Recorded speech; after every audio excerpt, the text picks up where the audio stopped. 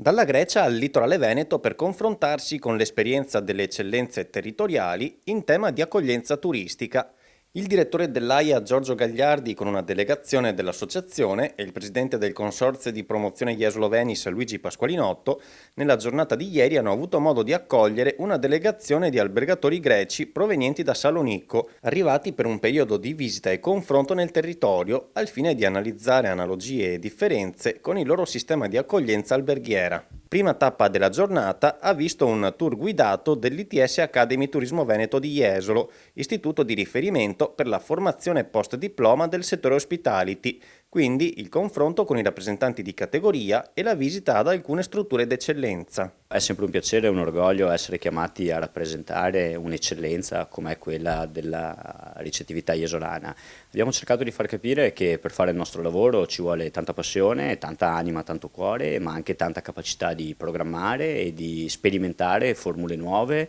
per essere sempre più appetibili, attrattivi per i nostri clienti, ma anche per partner e per essere poi quella che a tutti gli effetti è considerata una best practice della ricettività turistica, a questo punto direi non solo in Italia, ma anche in altri stati d'Europa.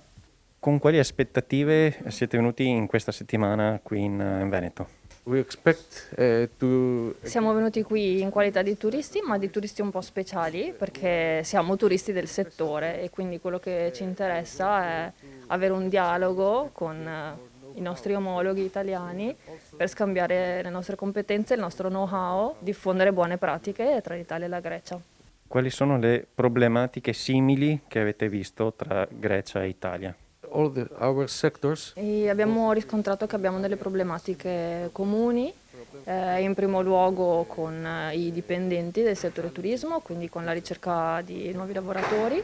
e con la gestione delle stagioni, con l'approvvigionamento dell'energia, con i nuovi costi che ci troveremo ad affrontare. L'ultima sfida è sicuramente il networking, quindi collaborare tra varie strutture dello stesso territorio per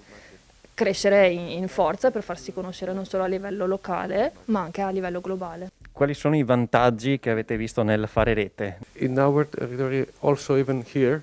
Facendo network siamo sicuramente più forti come categoria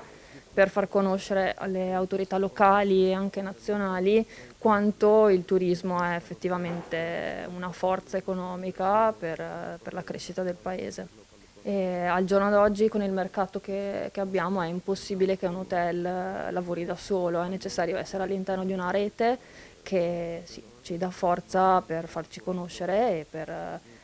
crescere nel settore. Loro hanno una situazione abbastanza similare alla nostra, con molte località di mare che però sono delle piccole enclave e non c'è questa capacità di vendersi e di proporsi su un territorio promozionale